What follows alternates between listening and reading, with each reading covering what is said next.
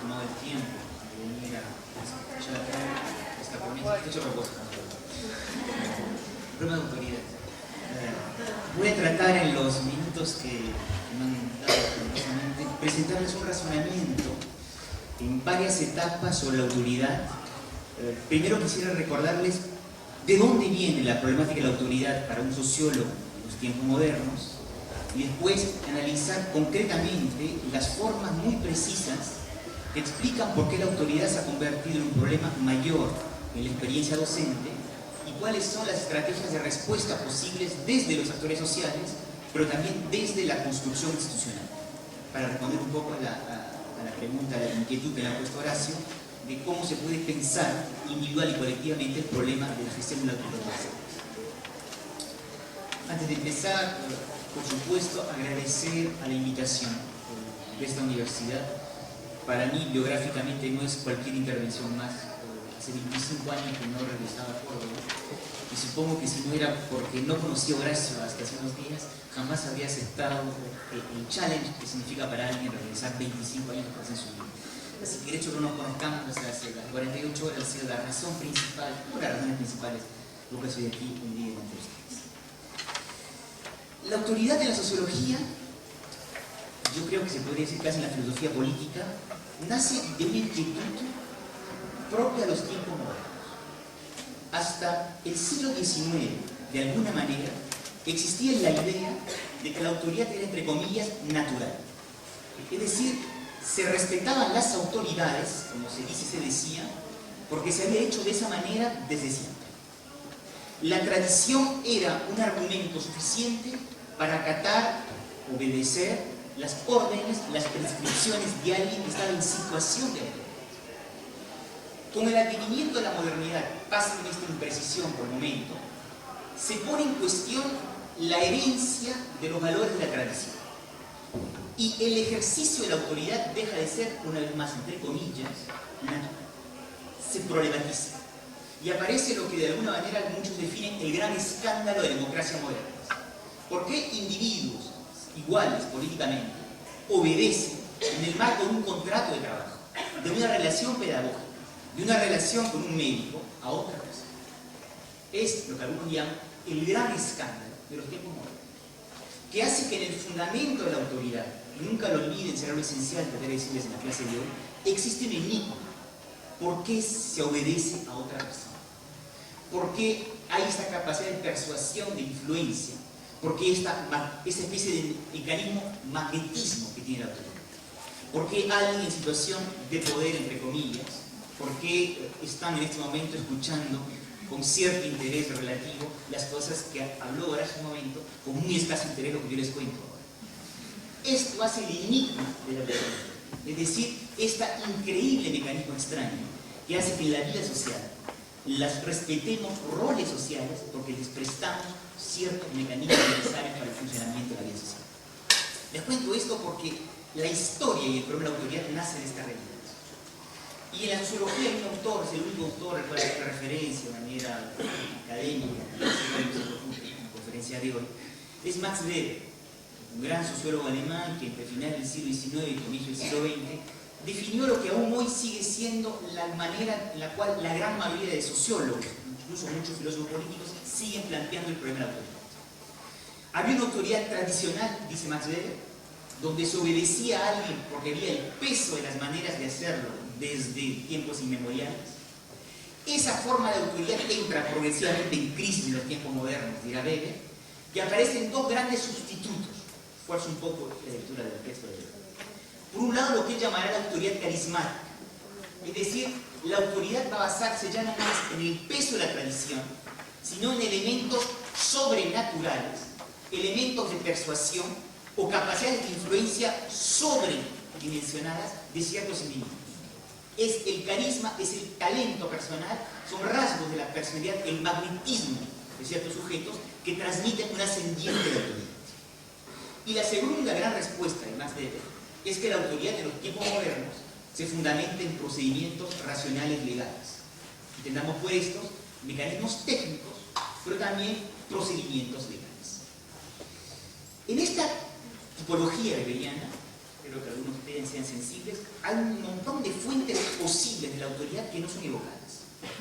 Aunque parezca asombroso, la autoridad democrática está ausente en la obra de Max Weber. Es decir, cuando las personas deliberan críticamente, conflictivamente, en la gestión del poder. El elemento de justicia como mecanismo posible para fundamentar la autoridad está también ausente en la tradición de Weber. Les quiero decir que lo que es interesante, y de su importancia fundadora, es que coloca el origen del problema. No podemos más continuar pensando que la autoridad se ejerce de manera tradicional, de manera entre comillas natural. La autoridad se ha complejizado en los tiempos modernos. Y eso atraviesa todos los sectores. El trabajo, las relaciones de género, las relaciones de generaciones, por supuesto, pero también el simple intercambio de ciudadanos, o por supuesto la relación con las instituciones y con los responsables políticos. La autoridad es un problema mayor en el funcionamiento de los tiempos modernos. En términos dramáticos, para aquellos que les gustan las tragedias, si Dios ha muerto, todo está permitido, decía Dostoyevski. ¿Cómo hacer cuando Dios ha muerto? En términos de civilizaciones inevitables, para que no todo sea permitido. Sobre qué nuevas bases poder fundamentar los principios de la autoridad. Es la cuestión esencial que de alguna manera trabaja las instituciones de la modernidad después de su secularización comenzada en el siglo XIX. ¿Por qué los aburrí con todo esto? Porque las cuestiones que aparecen en la escuela no pueden desligarse de este marco general de reflexión, con 4 salvedades iniciales para bajar la angustia colectiva. No es cierto que la autoridad esté en declive. La autoridad se transforma. No hay un solo movimiento entrópico. La autoridad tiene facetas distintas en las diversas sociedades, en los distintos ámbitos sociales. Me explico. La ciencia, digan lo que digan estos epistemólogos o críticos postmodernos, sigue gozando en la opinión pública de una increíble fe colectiva. Cuando un científico se pone una especie de guardapolvo, qué sé yo, la manera como los individuos acatan la medida porque está científicamente probada sigue siendo muy ideal. Entonces, no hay deslegitimidad de la ciencia a nivel de opinión pública. Digo bien de la opinión pública, y todas las encuestas sociales en los diferentes países indican claramente esta permanencia de la ciencia como fuente de legitimidad de la autoridad. Segundo elemento, en el ámbito del trabajo, es evidente que ha habido una evolución distinta a la que existe en la familia o en la escuela, regreso en un momento. La autoridad en el mundo del trabajo fue mucho más contestada, significa en el razonamiento, en los años 60, 70, que lo que lo es hoy en día. Es decir, cuando había un tipo de contrato de trabajo, una tasa de sindicalización más alta, un modo de desarrollo, la autoridad del trabajo fue mucho más contestada de lo que es hoy en día, donde existe baja tasa de sindicalización, mucha flexibilización y donde los trabajadores acatan con mucho mayor automatismo la reemplazo de la autoridad. Entonces, en el mundo del trabajo, se podría decir que hubo más cuestionamiento de los años 60 que lo que hay hoy en día. En el mundo de la familia o la escuela es exactamente diferente. La familia era para algunos hombres blancos, adultos, heterosexuales, sanos, espíritus y trabajadores, un mundo fantástico. Porque se basaba en la docilidad natural, esta vez sí con comillas, por favor, absolutamente con comillas, de las mujeres, los niños y toda la otra parentela. Donde una doble jerarquía era los más adultos y el otro de las mujeres. Eso ha sido fuertemente cuestionado, en los últimos 40 y 50 años. Lo cual hace que las relaciones intrafamiliares o de conyugalidad son mucho más conflictivas, es decir, es más difícil obtener el acatamiento de las otras personas. Y lo que es válido en el campo de la familia no es exactamente igual en el mundo de la escuela. Es decir, las relaciones entre las generaciones, que siempre han sido conflictivas, desde este punto que Nacho subrayó, hoy en día son particularmente difíciles porque existen unas demandas de los jóvenes hacia los adultos que muchos adultos perciben como un cuestionamiento de formas tradicionales de la autoridad. Resultado del primer punto espero haber sido claro. La autoridad es uno de los problemas mayores en los tiempos modernos porque toca este escándalo fundamental que toda sociedad requiere la autoridad para poder funcionar, pero que toda sociedad debe encontrar los fundamentos, los ejercicios y los estilos para poder hacer funcionar la autoridad.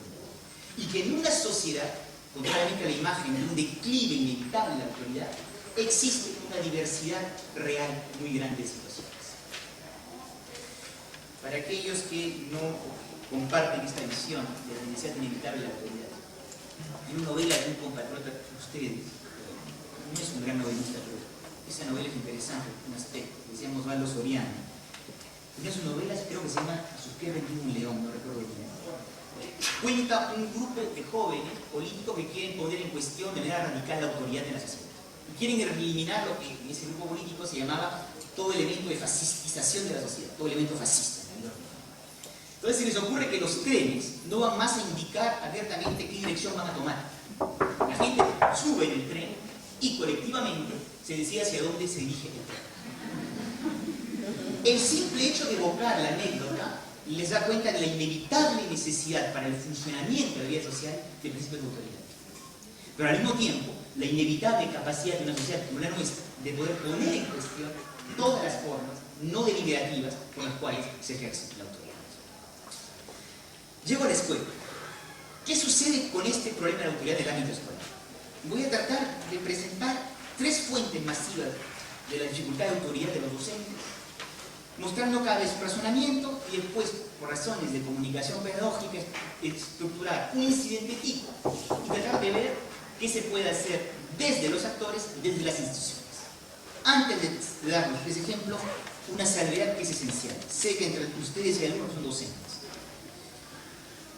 Los profesores, los maestros, miran el sistema educativo desde las aulas. Parece una banalidad, no lo es necesariamente. Es lo que sucede en el aula con los alumnos, lo que define el criterio de satisfacción, de dificultad o de frustración de un maestro o un profesor. El resto tiene en su percepción subjetiva, y es totalmente legítimo, escasa o nulo interés. Y desgraciadamente muchos actores del sistema educativo, y pienso en responsables políticos, olvidan esta realidad de base.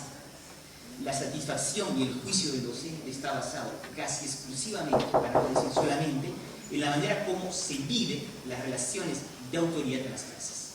Es de las experiencias personales más difíciles, regresaré progresivamente en esta ponencia, el tener 40 o 50 años y ser incapaz o sentirse incapaz de ejercer la autoridad sobre un grupo de 25 pibes que tienen entre 8 y 16 años. Es de los mecanismos de vejación y de puesto en cuestionamiento de la autoestima más duros que alguien puede tener, tanto más duro que es un tabú absoluto en el mundo de la docencia. No se puede decir públicamente que uno es incapaz de asegurar la autoridad de sus alumnos. Se puede decir muchas cosas, desde la vida sexual hasta su neurosis individual, pero no se puede confesar públicamente que uno es incapaz de tener orden en su clase con niveles de docente. Y lo digo de manera un poco risueña, pero es un gran problema, porque cuando uno tiene ese tipo de dificultades en cierto tipo de establecimientos, el aislamiento y la soledad del docente es uno de los principales problemas que hay que lograr. Dicho lo anterior, voy a tratar de presentarles 3 grandes mecanismos, 3 grandes fuentes de la autoridad.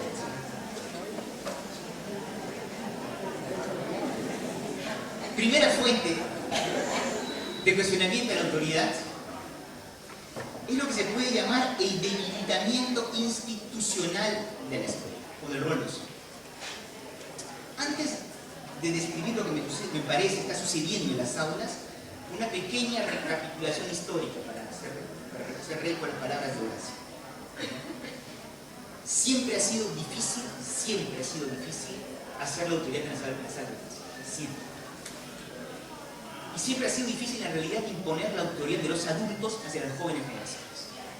Cuando ustedes ven estampas de lo que eran los grandes colegios en los cuales se alfabetizó a la clase inglesa o francesa, las imágenes son salas 2 o 3 veces más grandes que esta, en donde hay un señor sentado, adusto, leyendo un libro, que era el profesor que dictaba la clase, dictaba el sentido literal del verbo, y había un grupo grande de alumnos, muchos de ellos que copiaban el dictado del profesor. Y para que no haya disturbios, hay un ejército, de otra manera de llamarlo, de apareadores, de profesores asistentes, que con un enorme bastón recorrían las filas. Y cuando alguien no copiaba lo que dictaba el profesor, o trataba de hacerse una broma, le daban un palazo. Quiero decir que era una manera colectiva muy interesante de gestionar la autoridad. Y muchos docentes actuales soñarían un sistema pedagógico tan avanzado. En todo caso, dado los presupuestos públicos, lamento decírselo, hay poca posibilidad de desarrollar ese sistema de pedagogía avanzada. Después es una anécdota, pero no solamente en el ámbito escolar que eso aparece.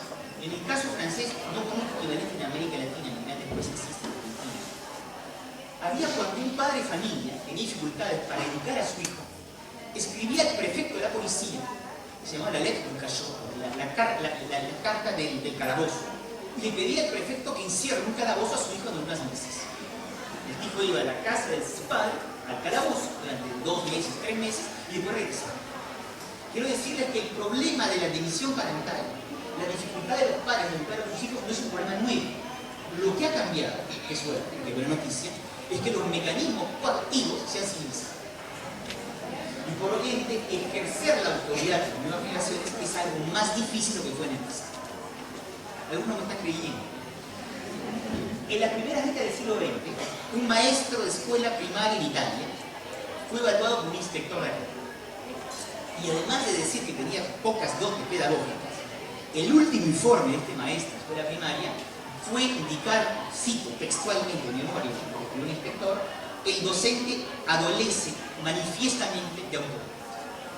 Este maestro de escuela primaria abandonó su trabajo unos años después, fue un periodista, después agitador político, más tarde hombre político, dictador. Es Benito Mussolini. Ejercer la autoridad en la sala de clase, la anécdota es fidedigna, es difícil, porque es más fácil tener una carrera de dictador con la parafernalia teatral del poder que estar solo en una clase con 25. Y los digo porque cualquiera que sea la habilidad de Benito, el acto de ejercer la autoridad de un maestro cuando se encuentra desbordado por jóvenes alumnos es algo realmente difícil.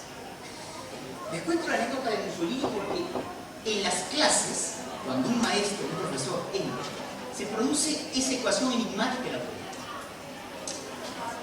que hace todas las diferencias de las situaciones.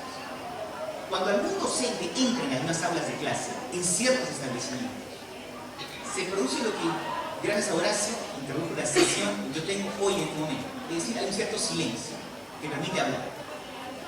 Quiere decir que el rol profesional me da la autoridad de la cual yo tengo necesidad para ejercer mi oficio. En muchos colegios, incluso escuelas primarias, cuando alguien ingresa en el salón de clase no se produce nada. Hay que hacer mucha actividad para que los alumnos comprendan que el profesor ha ingresado. Lo cual quiere decir que la autoridad hay que obtenerla, ya no más por un rol institucional, sino pagando a su persona. Es decir, en términos weberianos, la autoridad escolar no es más tradicional, tiene que ser carismática. Es decir, tiene que basarse en rasgos de la personalidad, en elementos fenotípicos. Y aquí viene la gran diferencia. No todos tenemos la misma capacidad de persuasión, de influencia, de seducción en términos de autoridad. Ojo con eso, por favor, que no hayan malentendido. En una institución que funciona como institución, poco importan los rasgos de la persona. Que el policía sea grande, chico, mujer, o hombre, feo, bonito, es un policía. Y ustedes ven un policía, o sea, ven un rol institucional.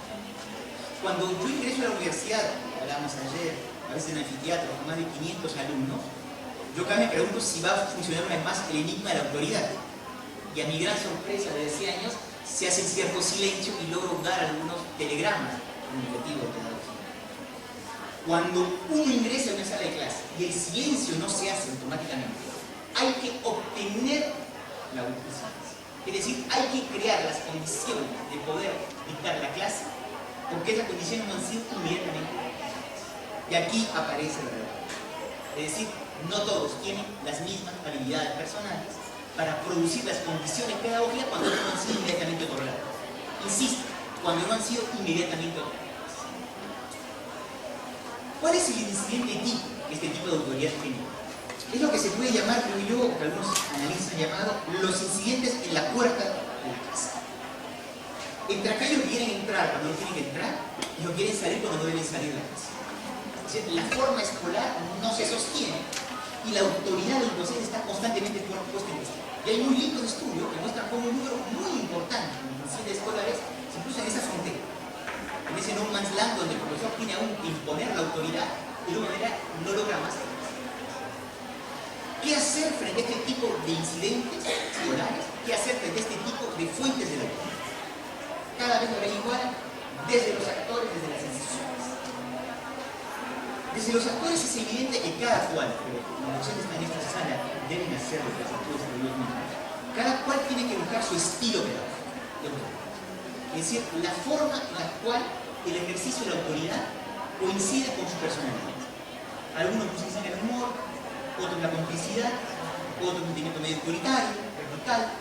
Cada cual tiene que encontrar su manera. Y más bien que buscar recetas, es tratar de comprender una forma de coherencia que permite, lo que verás en ese momento, formas de identificación con el personal docente, que pueden servir como referentes posibles de ejercicio de autoridad. Pero una vez dicho esto, es evidente que hay muy grandes disparidades de puestos. Cuando la autoridad reposa en el carisma, los rasgos individuales, es evidente que rasgos fenotípicos, rasgos de edad, disciplina que se enseña, fuerza de carácter, son rasgos individuales, en términos de caricatura. Si yo soy un profesor de matemática de 50 años, grande, feo, de mal carácter, con un coeficiente importante, tengo más posibilidad de tener autoridad que si soy una profesora de música, joven, y encima bonita. Ahora, caricatura, por supuesto que hay mujeres de 20 años, 25 años, muy bonitas en música y tienen autoridad. Profesores depresivos y matemáticas le van muy mal. Pero quiero decir que en los dos casos son los rasgos personales que ejercen la autoridad. Y aquí viene el fondo del problema de la autoridad. Porque ante ese sistema institucional, donde la autoridad reposa sobre las personas, siempre hay un director de juego, o un colega muy bien intencionado que dice esa frase, asesino. No es un azar si es ella o él que tiene problemas de disciplina. Es un brillante análisis sociológico, porque efectivamente, ante una institución que no da más la autoridad por el rol, las personas tienen diferenciables ejercicios de autoridad. Salvo que la frase es una perversidad extrema, porque culpabiliza al colega y lo hace introyectar como falta personal algo que es el fruto de una transformación de un modo de funcionamiento colectivo. ¿Qué quiere decir con eso? Que la única manera que los actores pueden lograr romper con esta espiral es aceptando cada uno de los docentes la parte de responsabilidad que tiene en ese disfuncionamiento institucional y aceptar que si el colega tiene dificultades es que el modo de funcionamiento de la institución ha cambiado, solicita a los individuos de nuevas maneras y eso hace grandes disparidades personalizadas, lo cual supone que debo tener solidaridad con el colega más frágil y aceptar que mi calma aparente en mi clase se paga por el desorden delicioso en la clase de trabajo. Cada colectivo tiene que encontrar maneras de ayudar al colega más frágil. No hay receta, porque cada vez que hay receta lo gratiza. Lo importante es que el diagnóstico se acepte. La paz en mi clase se paga por la guerra en la plaza del trabajo, porque estamos en un mundo desregulado. Y en ese juego, como en Argentina se va como en tantos otros lugares, el director crea pirámides de profesores. Las clases más difíciles le da el colega que siempre tiene más dificultades. Las clases que nadie quiere ir, porque el buen profesor, aquel que sabe mantener las clases, se le van a tomar las buenas clases y los mejores horarios con los alumnos un poquito más cálidos. Y por lo tanto se crea una espiral absolutamente increíble, que aquel que tiene dificultades va a tener más dificultades, que tiene menos dificultades tendrá cada vez menos. Se crea la brecha, no es un azar si ella o él tiene problemas. Y además, la sociología es un deporte generalizado, ella tiene manifiestos problemas depresivos. Y ella necesariamente es abandonada por toda su dignidad colectiva en el trabajo. Primera lógica es el rol profesional que no protege más a los maestros. El enigma de la autoridad no funciona. Tiene que pagarlo desde experiencias personales. A esta respuesta desde los actores, un colectivo de trabajo que se constituye, que reconoce un diagnóstico, una situación que es diferente, hay otra respuesta que se puede dar desde la institución. Y esta no puede ser otra que repensar la forma escolar. Es muy fácil decirlo que hacerlo, pero es evidente que la forma escolar, heredada del siglo XIX, puesta en práctica por profesores que nacieron en el siglo XX, para pibes que ya nacieron en el siglo XXI, crea problemas brutos. Nadie dice que hay que romper toda la lógica de la forma escolar, pero es evidente que hay que hacer cambios radicales. Que en ciertos colegios donde hay formaciones profesionales hay menos disturbios, porque los chicos pueden moverse con más libertad. Que hay mecanismos de horario o de pedagogía que hay que reinventar. En breve, la forma escolar, en el momento como funciona institucionalmente la escuela, que es portada solamente por las espaldas de los profesores individuales, es algo que es cada vez más difícil de mantener. Hay que hacer a la vez una solidaridad colectiva y al mismo tiempo reinventar progresivamente la forma escolar. Es difícil, no hay demasiadas pistas, hay suficientemente de intuiciones hoy en día para comprender en todo caso que hay que desculpabilizar individualmente a los docentes y responsabilizar colectivamente a las instituciones. Segundo, fuente de autoridad, que es o problematización de la autoridad. El primero es debilitamiento del rol institucional de la escuela. La segunda fuente es totalmente distinta. Está asociada, creo yo, al proceso de evaluación y al rol creciente que tiene la escuela en la selección social. Aquí también pequeño recordatorio histórico. Hasta hace muy poco tiempo, la escuela tenía un rol únicamente marginal en la reproducción social de la familia. Es decir, que mucho era el origen social de nacimiento que estructuraba la trayectoria escolar y que explicaba la duración más o menos larga o corta de las carreras de los alumnos. Cuando la escuela intervenía, era por lo general únicamente de manera positiva. El pibe particularmente dotado de las clases populares era detectado por el maestro, obtenía ciertas becas y era promocionado por el maestro. La escuela era una institución justa en una sociedad desigual e injusta. Y eso fue la gran imagen heroica, históricamente, en muchos puntos de vista, justa de la escuela pública. Era un increíble ascensor social de movilidad. Era un principio meritocrático en sociedades que eran muy escasas. Lo que ha cambiado progresivamente, con ritmos distintos en diferentes países, es que hoy en día la escuela es percibida cada vez más como una institución injusta. Es una sociedad que sigue siendo injusta. Quiere decir con eso que lo esencial del proceso de asignación de clases de los actores se juega durante el recorrido escolar. Entendámonos bien, por favor. Si alguien es obrero, tiene enormes chances, sin hacer gran cosa, que su hijo siga siendo obrero mañana.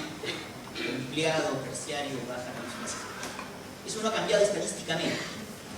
Lo que ha cambiado es que para reproducir la posición del padre se pasa ahora por un mecanismo de humillación escolar.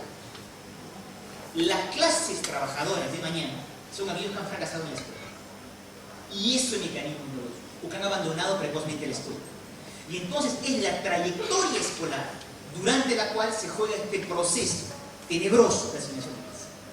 Quiere decir que entre 14 y 16 años, en el mundo moderno, las personas juegan su futuro de clase. Brutal sistema de injusticia de asignación de clase. Yo como docente puedo considerarlo injusto. Yo como docente puedo criticar al sistema. Yo como docente, lo digo como docente de la universidad, es exactamente lo mismo. Yo participo en ese engranaje atroz de selección injusta de personas. Y lo hago con mala fe, porque no lo quiero reconocer, o lo hago con vergüenza o por culpa, pero participo de ese increíble mecanismo de vida. El resultado, la escuela es percibida por muchos jóvenes, por muchas familias, como una institución cada vez más injusta. En el momento en el cual la escuela ha incrementado formidablemente el acceso de todas las categorías sociales a través de una educación más o menos universal. Gran paradoja de la escuela. Nunca ha sido más inclusiva, poca vez ha sido juzgada tan injusta como hoy. ¿Cuál es en esta fuente que cuestiona la justicia de la escuela el gran incidente tipo de la autoridad? Aquello que muchos docentes conocen cuando transmiten una evaluación a los alumnos, no de los exámenes, y observan que el chico agarra el examen, lo hace pelota y lo bota a la basura. Frase enseña que todos o muchos de ustedes conocen directamente. El profesor lo interpreta como una falta de interés del alumno o una puesta en cuestión de la autoridad. En realidad es mucho más complicado. Es un alumno que sufre una presión familiar, que es consciente de alguna manera, cualquiera que sea la sentimental, falta de sentimiento, la careta que quiera hacer los pibes, que algo se está privando de su futuro y que de una u otra manera está introyectando las categorías del fracaso escolar. Ese acto silencioso de botar el examen es un acto de resistencia inútil de alguien que se encuentra en un sentimiento incapaz de poder conflictualizar una situación, un engranaje, una máquina que lo está excluyendo de manera a la vez dulce y a la vez totalmente injusta. ¿Qué hacer? Lograr de alguna manera que la escuela sea una institución más justa. Eso que le dije hace un momento, Max Weber no utilizaba el mecanismo. Y creo que se puede hacer una vez más desde los actores y desde las instituciones. Eso de los actores, indudablemente, ¿qué puede hacer en las clases? Ser extremadamente sensibles desde el punto todo esto interactivo, cuando se transmiten las evaluaciones, los comentarios, las notas a los alumnos. Sé que puede parecer un poco absurdo decir algo tan banal, pero les aseguro que en el ordinario de la práctica pedagógica no se cuida eso. Sigue habiendo la práctica, el profesor da el nombre del alumno y le entrega individualmente su copia, delante de todos los camaradas que así saben la nota de unos y otros. La clasificación escolar crea diferencias muy grandes. Termina creando entre los alumnos de una clase, todo el mundo sabe quién es el bueno y quién es el malo. Introyecta imágenes de sí mismo que pueden, en algunos casos, producir una cierta forma incluso de destrucción subjetiva. Crea malestares negativos. En el momento de transmitir las notas, insisto, aunque parezca banal, el hecho de hacerlo con más criterio de interactividad, con un sentido de la horizontalidad que piden los alumnos, con más respeto de las diferencias de resultados de unos y otros, es un paso adelante que limita muchas veces ciertas formas de realizar la incidencia escolares. Y segundo punto, lo que uno puede hacer individualmente es, por supuesto, tratar de entrar, muchos docentes lo hacen, por favor, en una evaluación cada vez más singularizada. Lo importante no es tanto el resultado, lo importante es la progresión que hace un alumno.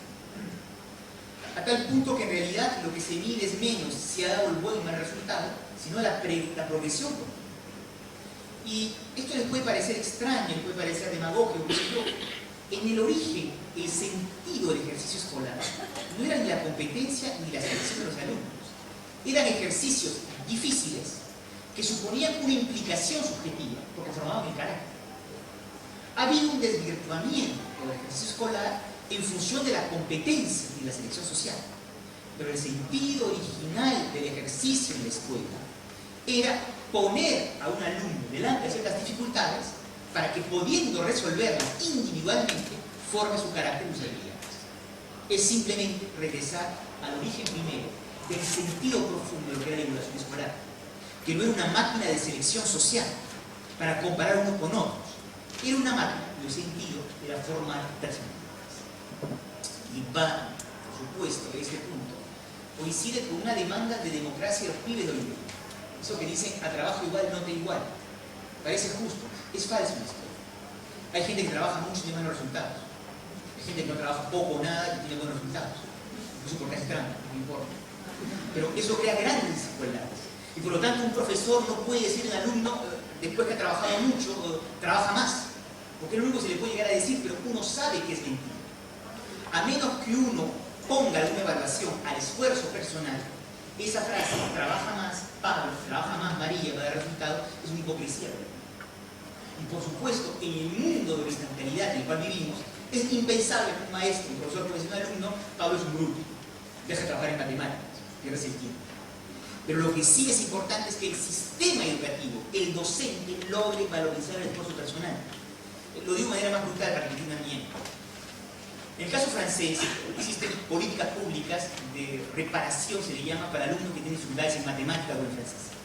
Lo cual quiere decir que un alumno que se llama Mohamed, en Francia siempre Mohamed tiene problemas en el colegio. Mohamed tiene problemas en matemáticas y en su gran generosidad pública, el sistema escolar le da horas de apoyo de matemáticas suplementarias a Mohamed. Entonces Mohamed tenía problemas con matemáticas 4 horas de la semana, gracias al dispositivo público hecho por trabajadores sociales bien intencionados, profesores activos y otro tipo de ayudas públicas, tiene 6 horas más de matemáticas. El resultado, Mohamed tiene problemas con 10 horas de matemáticas. Durante los 4 años del colegio, multipliquen el número de horas que tiene Mohamed. Como Mohamed no ha superado su problema matemático inicial, el resultado tiene una cantidad increíble de vuelos con piloto de avión o de casa y sigue teniendo dificultades en matemáticas. El lenguaje de la institución es decirle, mira Mohamed, al comienzo decías que el profesor era racista, pero después de las 12.500 horas que te hemos pagado de matemáticas y sigue siendo nulo en matemáticas, Mohamed, eres un asno en matemáticas. Y como eres un asno en matemática, no puedes aspirar a carreras de prestigio y vas a ser panadero. Esa es la lógica brutal de este evento. Y esto hace, por supuesto, que el sentimiento de injusticia que yo me pido sea atroz. Por supuesto, no estoy diciendo que no hay que hacer curso de reparación de niveles, sino que a un cierto nivel, cuando se pasa cierto umbral, las buenas intenciones se convierten en mecanismos de destrucción subjetiva. Y que todo es cuestión a la vez yo creo que no es tan grave que alguien tenga pocas bases en álgebra, como Horacio, o que sea bueno en castellano. Lo que no se puede permitir en un sistema educativo es destruir subjetivamente a los pibes. Y es eso lo que ha cambiado en los mecanismos en las escuelas y lo hace con buenas intenciones. Lo que le digo desde el punto de los actores se puede hacer desde el punto de vista de la institución. Y aquí 3 ejemplos claros que existen, no voy a decir nada nuevo. Hay países que han abolido las notas. O sea, han abolido las notas. No se ponen notas en la escuela secundaria. Y uno de los países que tiene mejores resultados en esa cosa rara que es el tema de PISA, que sé yo, Finlandia, no tiene notas. Es decir, la evaluación no es el elemento fundamental por el cual se estudia la progresión de los alumnos. Y le señalo que no solamente es un sistema educativo que tiene buenos resultados en estudios comparativos internacionales, sino que cambia la atmósfera radicalmente de lo que es la escuela y la sociabilidad entre los chicos. Primer elemento, que se puede abolir las notas sin que desaparezca la civilización. Segundo problema, hay o se pueden multiplicar los criterios de la excelencia académica. Eso es absolutamente fundamental. Alguien puede ser malo en matemáticas, alguien puede ser malo en matemáticas, pero alguien puede ser bueno en castellano, en lenguas extranjeras, en deporte, en música y en cultura. Y a la medida que ustedes diversifican los criterios de selección del mérito, ustedes van a tener necesariamente alumnos que pueden ser valorizados en estas actividades. Hay que ser honestos hasta el final. Se puede hacer un excelente sistema de selección a través de la música, como se puede hacer un excelente o un mal sistema de selección por las matemáticas. No hay ninguna razón de privilegiar uno u otro. Fue un modo de funcionamiento de la selección social que se hizo a través de ciertas materias. Ampliando los criterios, se amplían los mecanismos y las chances de obtener buenos resultados, de performance y ciertos actos. Y eso que les digo en un mundo escolar, que se hace muy poco, curiosamente, en el mundo de la empresa, en este caso particular, lo hace. Porque existen criterios de selección de personas en el mundo de las empresas que son más amplios que los criterios reducidos que existen en el ámbito escolar. Segundo criterio institucional, hay que multiplicar los criterios de la excelencia académica, reconociendo talentos que el sistema educativo hoy en día solo reconoce de manera marginal: deporte, música, artes, leadership. Y por último, tercera gran cambio institucional, hay que jugar la carta de manera real, no sino retórica, de la reversibilidad de las trayectorias. Una de las cosas más atroces del sistema educativo es que el fracaso escolar precoz se traduce muy pocas veces en una capacidad efectiva de reinsertarse en el sistema educativo o de tener una carrera escolar amplia, larga. La reversibilidad de la trayectoria es una de las grandes mentiras profesionales. El cheque de la segunda chance, el retorno a la escuela, qué sé yo, es hoy por hoy algo que es absolutamente marginal. Es indispensable que la escuela permita a las personas que han abandonado la escuela de manera temprana o que han tenido experiencias difíciles en su formación, que tengan la posibilidad efectiva de poder hacer retorno hacia la escuela. Lo cual supone, por aquí hay una gran similitud de estudios internacionales, que los conocimientos de base en la escuela primaria tienen que ser redefinidos. Es muy simple. Una sociedad que garantiza la reversibilidad de trayectorias es una escuela que apuesta por encima de cualquier otra etapa del sistema educativo por la escuela primaria.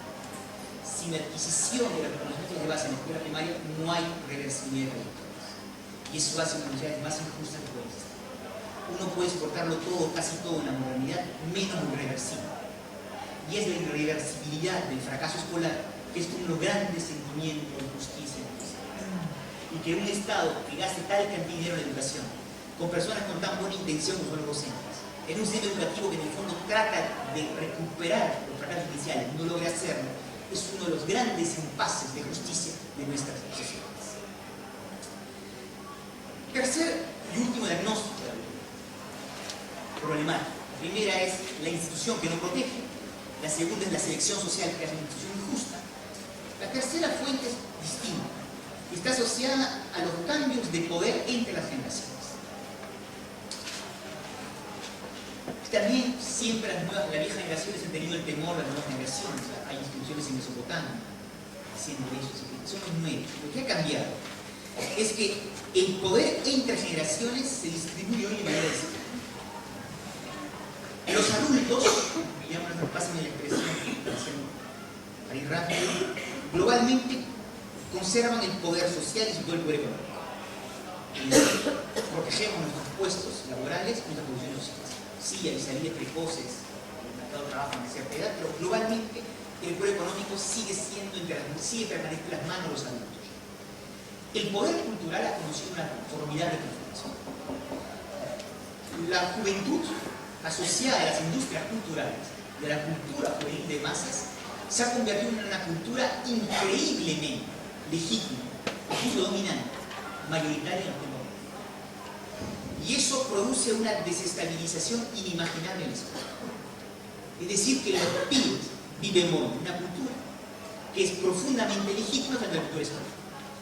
Pero esta cultura de masas juvenil se desinteresa radicalmente de la cultura escolar. La cultura de clases, la cultura tradicional, la cultura religiosa, entró en conflicto de múltiples maneras con la cultura escolar. Y fue ese gran combate que del siglo XIX y del siglo XX ganó la escuela.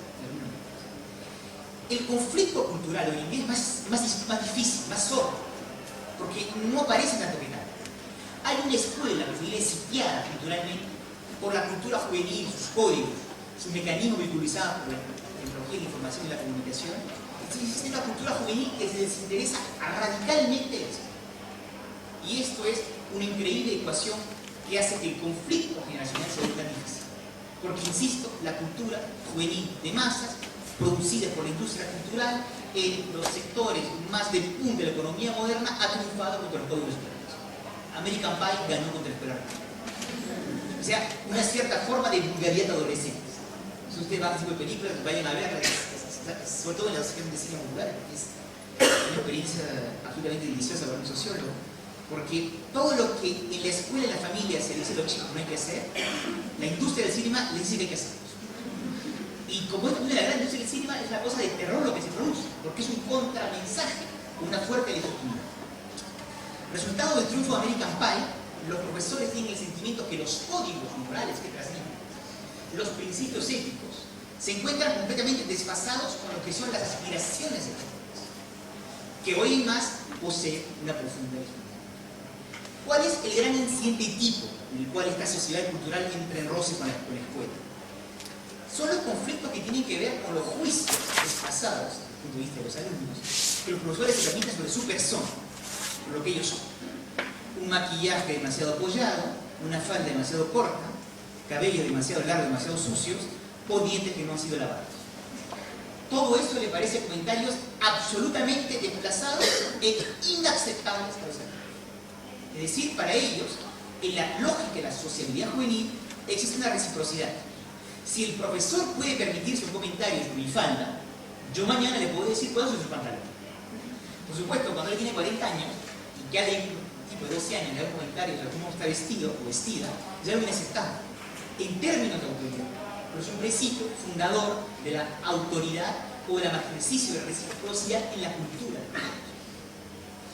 ¿Por qué les cuento este incidente tonto? Porque en realidad se juega un principio fundamental, lo que es la libertad. ¿Cuáles son los espacios personales que se le acuerdan a los alumnos en la institución escolar?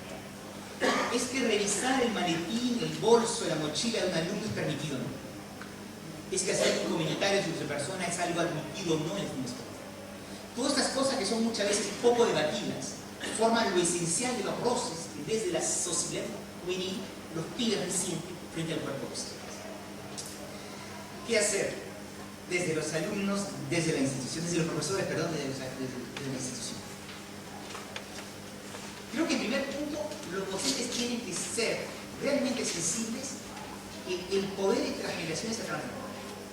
Y cuando un adulto, docente o no, invoca los códigos de la moral, la cortesía, la civilidad, está participando, no hay otra manera de decirlo, de una contrarrevolución adulta contra la revolución cultural de los jóvenes. Es decir, tratamos de re-regular las relaciones sociales de nuestra sociedad. Salvo que el poder se transforma. Ayer era 30 años. Un adulto podría decirle a un pibe en un barrio un comentario. Hoy en día, decirle a un pibe en un barrio, cuando uno lo conoce, es un acto temerario, de debilidad excesiva. Porque las relaciones de poder entre generaciones se cambian. Y de la misma manera, el docente tiene que comprender que existen espacios en la sociedad juvenil que se han sustraído al poder de visibilidad o de enjuiciamiento de la escuela. ¿Qué quiere decir con eso? Que los maestros, los profesores tienen mucha más aptitud a comprender que la autoridad hoy en día requiere reconocer el espacio de comunicación. el mundo de los jóvenes es un mundo que no está basado en los mensajes. Es un mundo basado en la comunicación y el placer de la comunicación. Y el placer de la comunicación es comprender el lado positivo que existe. Hay una lógica inclusiva muy fuerte. Y en esta lógica inclusiva muy fuerte, lo que hace obstáculo es lo que hace la incomunicación, que es el mal absoluto de la sociabilidad juvenil. Y por lo tanto los profesores tienen que reconocer su propio placer de comunicación y sobre todo comprender que la autoridad puede basarse en mecanismos de comunicación inclusiva. Aquello que no bloquea a los alumnos, que permite el mantenimiento de la comunicación. Y Dios sabe si la comunicación es una fuente de placer docente mayor en el mundo de hoy, es algo que puede facilitar el ejercicio de la autoridad. Y por supuesto, segundo elemento mayor, es absolutamente indispensable que los docentes, los adultos en general, reconozcan el profundo movimiento de democratización que vive en las sociedades y que es un excelente avance. Las relaciones sociales cada vez más horizontales y formas verticales de ejercicio de la autoridad hoy en día no pasan, que sea en el mundo del trabajo, o sea, la brutalidad que existe, activa, en el mundo de la familia, en el mundo de la escuela o en el mundo de las instituciones políticas. Es indispensable tratar de manera más decente, como dicen los políticos, los actores sociales, ser más horizontales, menos verticales. Y eso supone una manera totalmente distinta de ejercer la autoridad. Y todo docente tiene de alguna manera que aceptar que en las relaciones de fuerza que se han producido, tiene que adaptarse de alguna manera a esta transformación profunda de la sociedad. Y yo añadiría un último punto a los docentes. Hay que aprender a reconocer. Yo hice el trabajo que en Barrera lo publicaron en una que en la cultura juvenil de masas, producida por la industria cultural, existe, no se pongan nerviosos por favor, existe una verdadera capacidad a forjar el carácter de los jóvenes. Yo creo que hay que salir de la minoría de edad y que hay que dar el derecho de voto a los 4 años para ninguna provocación. A los 8 no se negocia. Como todo buen sindicalista sabe, hay cosas que no se pueden negociar y que no se puede negociar, se negocia. 12 lo dejamos allá. Entonces, ¿qué quiere decir dar el derecho de voto a los niños a los 12 años? En primer lugar, no va a cambiar la orientación del voto en los partidos políticos. Se pensó que iba a ser el caso con los obreros, con las mujeres, con el voto a los 18, con los analfabetos. No va a cambiar eso. Entonces, ¿para qué dar el derecho de voto? Porque es un mecanismo de inclusión política. Y que cuando los docentes tengan mayores delante de ellos, necesariamente la ecuación del poder va a ser más real y más fiel. Y este derecho de voto a los alumnos va a permitir dos cosas para mí fundamentales.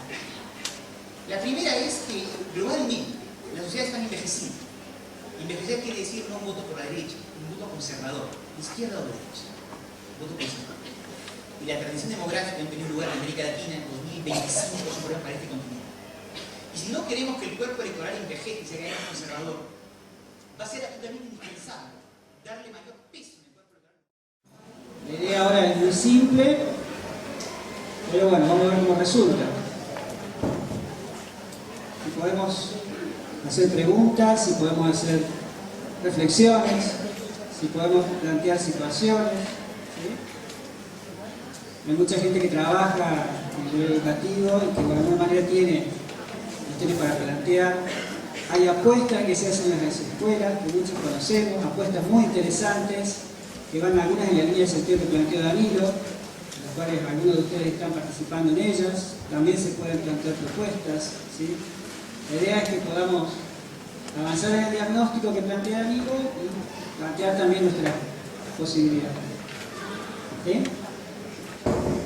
Si se escucha, si habla fuerte, capaz que se escuche igual.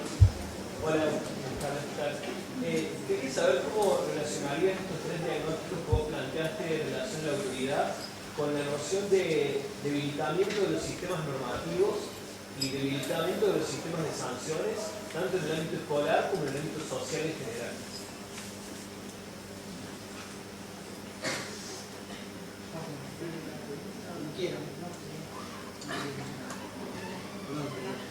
Hacemos tres preguntas y después así le damos tiempo para que las piensen y la contesten. Sí. No sé si me va a dar la voz para contestarlo. Vos mencionaste en algún momento que no sería la noción de autoridad una noción universal y permanente. La pregunta es, ¿coincidías con Ana Arendt cuando dice que estaríamos ante la presencia de la crisis de la autoridad moderna? Y la segunda pregunta tiene que ver con el lugar de conocimiento.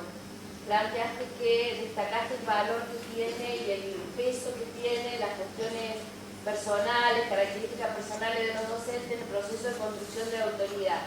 Pero además de eso, yo me pregunto el peso del conocimiento, la base epistemológica que constituye el lugar del docente. No solamente me refiero al conocimiento para ser transmitido, el conocimiento de la disciplina que se enseña, sino el conocimiento pedagógico acerca de cómo y de qué manera vincular incluso esta última parte de tu ponencia donde das cuenta de la necesidad de democratizar ese conocimiento, para lo cual entiendo que también hace falta conocimiento.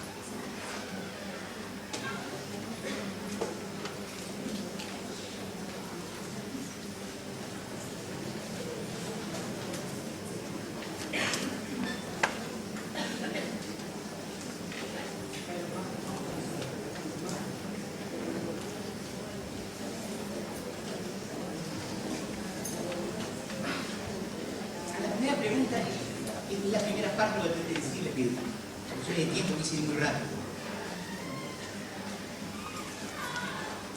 Cuando haces un diagnóstico tan amplio, uno puede creer que existe un debilitamiento generalizado del ejercicio de las normas en la sociedad.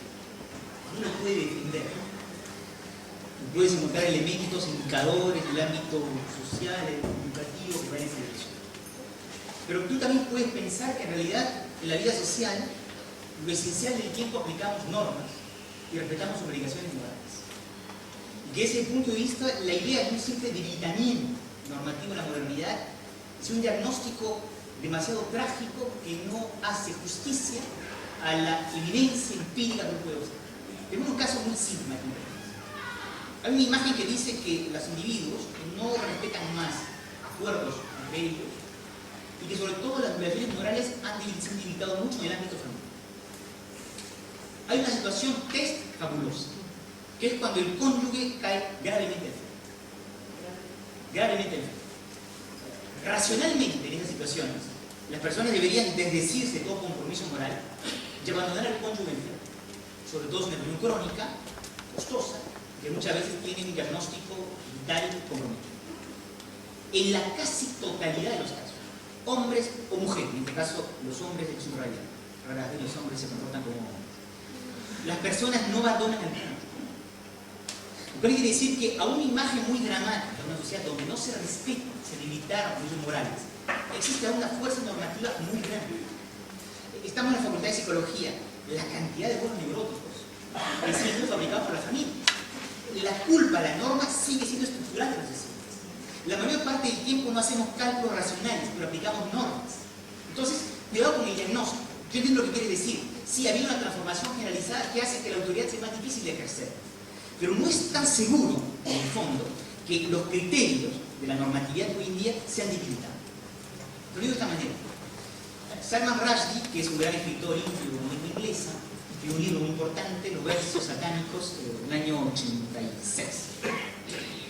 Y recibió una fatwa, una condenación a muerte del entonces líder en Irán, que era Ayatollah Khomeini.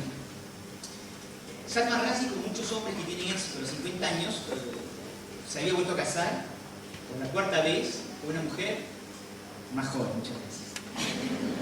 30 años más joven.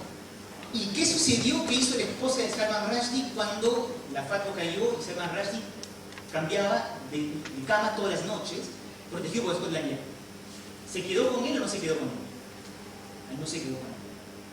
Porque no había obligaciones morales. Y porque era un matrimonio estrictamente de una persona casada con la ambición de un escritor conocido. Lo esencial de la vida social opera a través de obligaciones morales. Y digo obligaciones morales para mí subrayar que las personas quieren asumir esas obligaciones. Y no solamente con culpa, sino que es una forma de afirmar esa misma sociedad. Entonces, entiendo mi pregunta, cuidado de no caer en una especie de tragicidad excesiva. Los individuos esencialmente son actores normativos. Y es porque lo son, que de alguna manera el orden social sigue funcionando en la sociedad. A la segunda pregunta, sí, con Arendt, por supuesto. Arendt, en ese artículo conocido de Hannah Arendt, que se escribe en la estela de la persona weberiana, lo que sobre todo cuestiona es que estamos en sociedades donde lo que se ha vuelto difícil es qué parte de la tradición debemos transmitir. Ese es el gran punto de la crisis de la autoridad para alguien del ámbito escolar. Es decir, durante mucho tiempo se transmitió los mismos códigos, los mismos contenidos. Las abuelas decían, así hicieron nuestras abuelas, tú harás mañana la misma manera. Lo que cambia en la modernidad es que se cuestiona la legitimidad de la tradición. Lo que algunos llaman más que Freudian la destradicionalización. Es decir, la tradición no es más una guía suficiente para orientar las acciones en el presente. Y eso todo lo vimos cotidianamente. Entonces, como ya estamos pasando más confianza a los conceptos de la abuela, leemos psicología vulgarizada hasta manuales de autoayuda, o misiones de radio y televisión, es decir, o conversaciones con las amigas y los amigos. Buscamos otras fuentes de conocimiento, porque hacemos menos confianza en la tradición. Eso es un cambio radical. Y para comenzar a pasar a la segunda pregunta, cuando hoy en día alguien va a ver un médico, uno lo primero que hace saliendo del médico es ir por internet, para ver si lo que dijo el médico es cierto o no. Entonces hay una puesta de cuestionamiento de la autoridad del experto que es muy profundo. Existe el reconocimiento que al lado de un saber experto existen formas de sabiduría experienciales que tienen enorme valor y que no se puede más pensar gobernar una sociedad simplemente con la voz de los expertos científicos u otros, porque también hay saber de experiencia que deben de ser reconocidos. Entonces todo esto hace que el peso del conocimiento se transforme en necesidad. Y regreso a la segunda pregunta. Por supuesto que un docente bien formado, un docente que tiene, lo que Horacio diría, la pasión de su disciplina, porque tiene una forma de cohesión interna consigo mismo, es alguien que puede, por su carisma en este caso, imponer más fácilmente a la gente. Y en este caso, por supuesto, va de par la capacidad de tener conocimiento y la capacidad de transmitir conocimiento. Un buen docente, bien formado, con pasión por el conocimiento, tiene más facultades carismáticas de ejercer la autoridad que alguien que no lo tiene. Pero, pequeña salida de sociólogo, uno está con pibes de 12, 13, 14 años, es muy difícil, cualquiera que sea la pasión por conocimiento, lograr motivar. El tema de la motivación, que es un problema de autoridad básica, es complicado porque en realidad, lo digo de esta manera, ¿por qué alguien estudia en el colegio? Alguien puede estudiar, cuando hace un trabajo con François Dubuy, observamos eso, alguien puede estudiar a los 12 años porque ha incorporado la neurosis de los padres. Entonces estudia sin saber por qué. Y estoy seguro que en esta sala, dado el nivel de formación que me han alcanzado todos, muchos de ustedes no saben por qué están estudiando. Y nunca se hicieron esa pregunta. Y es porque no se hicieron esa pregunta que le fue también a los estudios. Porque alguien que a los 12 años pregunta de por qué estudia, pregunta de terror. Nadie la puede responder. Entonces, gracias a sus padres, que los neurotizaron muy bien y que permitieron hacer carreras escolares largas. Entonces, uno estudia porque no se da cuenta, porque ha interiorizado un proyecto familiar. Segunda razón, uno puede estudiar y ser pibes porque no quiero mañana ser desempleado. Es decir, el valor supuesto de los diplomas de la inserción laboral. Salvo que uno tiene 12 años, es una pavada. Porque la inserción laboral será tan tardía, tan lejana y tan oscura que no quiere decir nada, es una respuesta convencionada que la noche. Y la tercera razón por la cual se puede estudiar, se puede estar motivado, es el interés intelectual. Es decir, eso que suscita el buen profesor. Salvo que, aquí vienen las cosas, uno nunca puede tener el amor absoluto. Uno siempre está en ese caso como profesor en las escuelas secundarias, pero en la primaria es un poco diferente. En las escuelas secundarias está siempre produciendo la desilusión amorosa. Porque en su perversidad los pibes dicen, mira el profesor qué perverso que es. Porque la otra vez, cuando contó la batalla, no sé qué cosa, fue realmente interesante el profesor. Y esa hora fue magnífica porque me interesó un montón, me capturó completamente.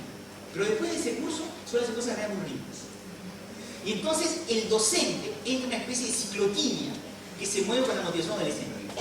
Hay que buscar el buen soporte del curso para atrapar de alguna manera, seducir durante un cierto tiempo a los alumnos.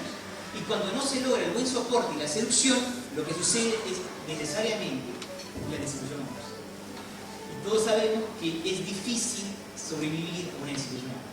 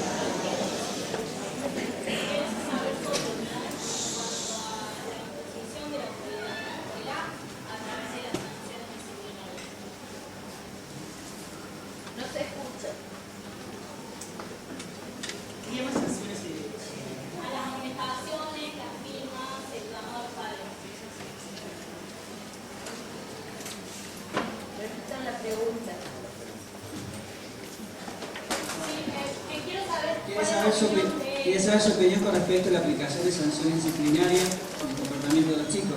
Claro, como a través de una sanción puede un docente, un director, un profesor imponer cierta autoridad en ¿Otra pregunta? Nosotros estamos recién iniciando en el trabajo en la escuela y queremos saber, digamos, con esto, el peso que tiene para el docente, el fracaso, digamos, controlar el curso.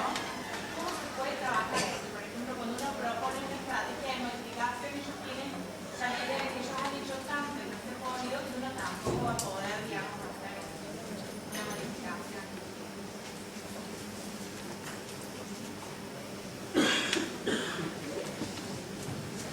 La primera pregunta es la más difícil de responder, porque cada docente busca los elementos soporte para poder asumir su autoridad.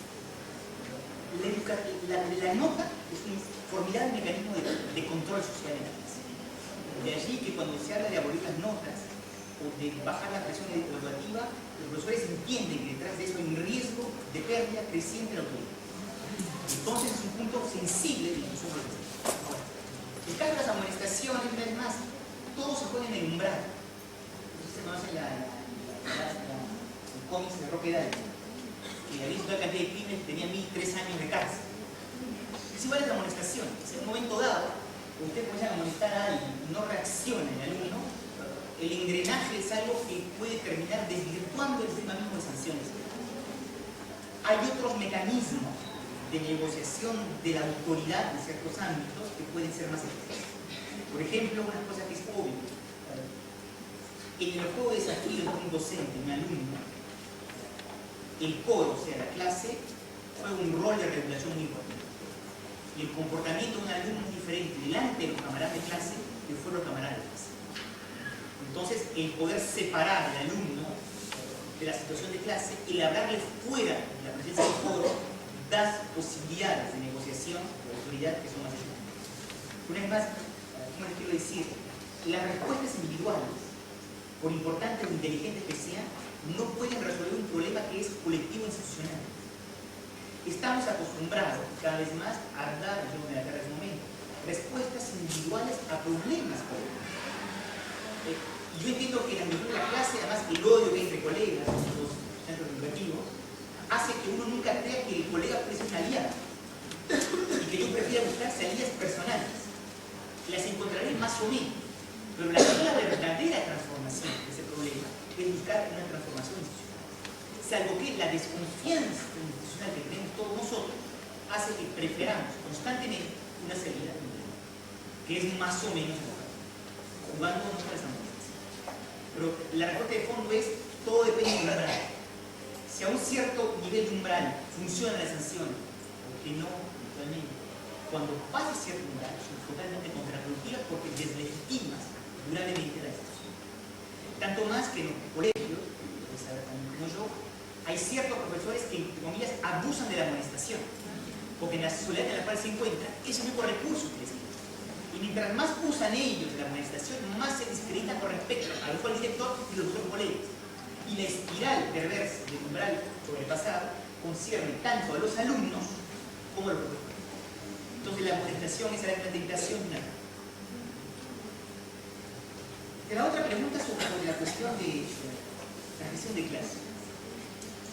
¿Cómo hacer para controlar el mundo? Yo no tengo ninguna pista.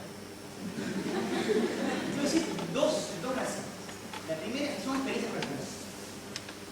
Cuando yo empecé a participar en la formación de docentes, en el año 90, me pedía consejos. Yo era más joven, más tonto. Yo lo hacía más inteligente, pero más prudente, observador, metodología. Entonces, dábamos modelos posibles. Y por ejemplo, unos modelos, que se ha hecho, el test que hacen las universidades americanas, que cuando un profesor hace una pregunta a un alumno, debe esperar 3 segundos la respuesta. Menos de 3 segundos es demasiado rápido. Y más de 3 humilla el alumno. Consejo. Uno entiende que no es tan tonta como reflexión, salvo que los jóvenes docentes agarraban cronómetros. Y por eso, evidentemente, el principio que era bien una actitud, un recetario, se transforma en algo que se invalida. Yo creo que en este caso lo importante es que cada docente encuentre el mecanismo en el cual está. Y aquí no hay recetas que dar, hay que buscar esa cohesión entre el estilo de autoridad que uno ejerce y lo que uno es. Y es el acuerdo entre ambas cosas, el que suscita ciertos mecanismos de influencia, de persuasión sobre la sociedad. La segunda razón por la cual no tengo ningún consejo que dar es cuando decíamos los grupos de investigación. Uno de los colegios en el cual trabajamos, nos dieron la peor clase. Habíamos pedido un grupo limitado de alumnos, en realidad nos pusieron la clase seca, teníamos, no me acuerdo, teníamos con eso, que nadie quería. Y la dieron a los usuarios durante 1 hora y media, durante 2 meses. Se libraron de los temas. Hicimos el grupo de investigación en un burdel, en monstruo. Atroz. Y la última sesión, que me acuerdo que al final de mi vida, los chicos se escupían entre ellos. Así que pide cualquier cosa a su suelo que me motive.